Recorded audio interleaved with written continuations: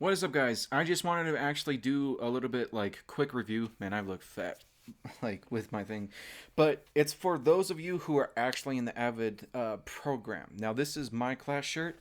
Um, it's not for grabs. It's not for sale. I can't sell it, and just not. It's not really a. It's not a ad either a promotion. But I wanted to actually show you how to make and review what Cornell notes are. So, for example, we're gonna basically, I'll just draw it out because I don't want to actually show. Actually, what's actually show the camera this. So for sure, the first off to start out, what Cornell notes are basically notes, organized notes, where you can actually review back again, highlight, and then annotate, and then that way you can get a deeper, clearer meaning of what your notes really are. So with notes, Cornell notes are really not really found.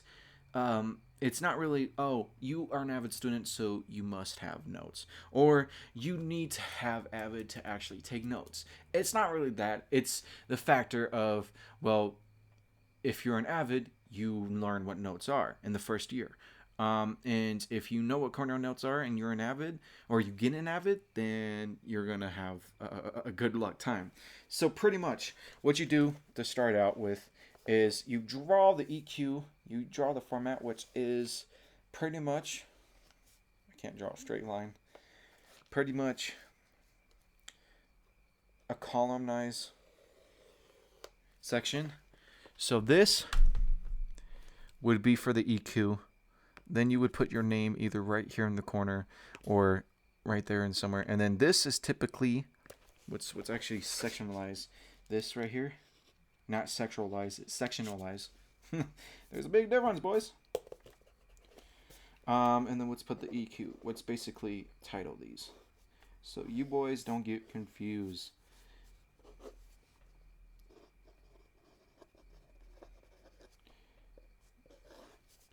And then notes. And then voila. So let's just basically say for the topic on this. Oh, I was stepping on my phone. Let's say for the topic of this, Cornell notes. And then I'll put my name. I know you guys can't see it right now. I'm just drawing on it. I'm actually writing on it. But you will. You will. So, don't judge my handwriting, please. So let's go ahead. I'm gonna put the date, 21. I don't know why I put 19. Thinking COVID-19 a lot. So let's go ahead and put 21. And then usually, so this top scale, where you would put your name right here. Professional, you would put your first and last name. I don't actually have a class date for this. So you would put the date, and then you would put the class date, and then the block number. And then this is where the section title is. So like Cornell notes, and then this is the EQ, which is the essential question. And then this is the questions section, and then the notes section. So to start off with, you would basically just simply put down like 1 for questions. So you guys will learn what like questions, or what the pattern of like 1, 2, and 3 questions are. Pretty much it's like how hard are the questions going to get to actually answer it, so it's not a yes or a no answer. So let's just basically put for number 1, do you watch my show or shows? I put shoes. And then you would basically put down, so right here you would put, I don't know if I can get a clear grasp on this. Let's actually put that right there. So I don't know if it got the question. I don't know if you guys seen that. I will see it when I'm editing this video. But then you would put down like, do you watch my shows? The next thing, or like the next, I guess that's like the first one, because that's like yes or no. And then the next highest question would be like, what interested you to actually bring to my shows, to get your brain thinking. Then the third one kind of like would be, what is your multiple or favorite things of my shows, of JRayPics shows? And so it's kind of like topics like that. And then you would put down like, yeah, like, you know, my favorite thing or I would answer the question, which is a number one question. So my answer is yes. I do watch my shows, my own shows, for review and feedback. And feedback. I know you guys can hear. I'll try. I don't have like an ultimate code, so I'm just gonna write down the EQ as well. Let's review and discuss. That was a horrible A. And discuss Cornell notes.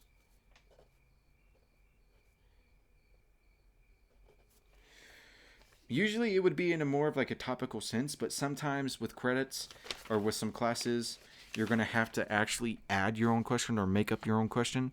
So like up there it would be like da da da da.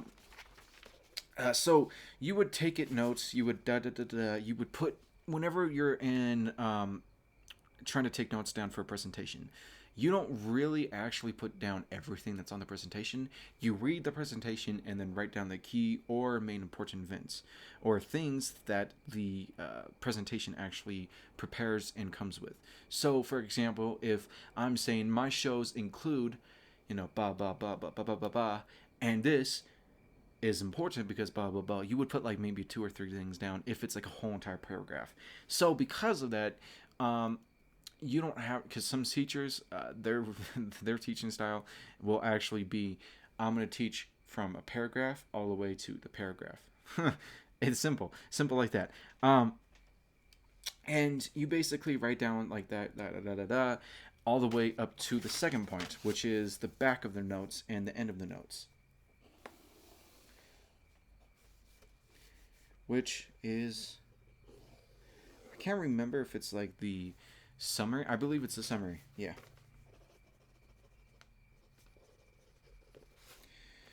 So, you would actually write down your questions here, blah, blah, blah. You get to your notes, and then you get to the summary. Right there. I don't know if you can read my handwriting. And the summary basically sums up and answers the EQ at the same time. It sums up your notes and answers the EQ and basically informs your not really opinion, but your take. It's not really a personal opinion, but it's your professional take on what the notes are meaning, and at the same time, how are they going to help you by asking the EQ, which is the essential question, which is the purpose of writing down the notes. So I'm just going to write down the way Cornell notes are done is by taking sections and revitalizing information and your terms, and the summary backs up what the notes and what the EQ questions. How's that? How's that? I don't know if you can read my handwriting. It's a little bit sloppy. I was writing a little bit fast. But pretty much, Cornell notes, for the most note system I've actually understood, from, just, outline. You can do almost everything in Cornell notes. You can even do a Venn diagram in Cornell notes. You just got to have it in the notes section, because Cornell notes is the most organized and the most systematic and reasonable notes I've actually understood. The reason why is because like people would just write down stuff, information, and they don't know how to actually organize that information and put it into a direct sense that you would actually get to revitalize it in your brain. You would actually learn in Avid that when you get to a certain point of studying and going back to your notes, you don't actually really get information. Your information learning curve is 24 to 48 hours. So if you go back and review the notes the proper way, the way Cornell notes are supposed to be reviewed, by highlighting and circling key events, as well as basically writing a good summary, you are actually going to get good notes, because that is a good way to revitalize or to revisit, to basically annotate and edit your notes, as well as understand your notes. What you wrote down, the reason why you wrote down, how you're going to understand the topic and the question and the EQ, as well as what the subject you're trying to learn a lot more better. So just because of just in case there's any PTQs, which is possible test questions, any actual grades, because if you are going to get an Avid, you are going to have some grades for it.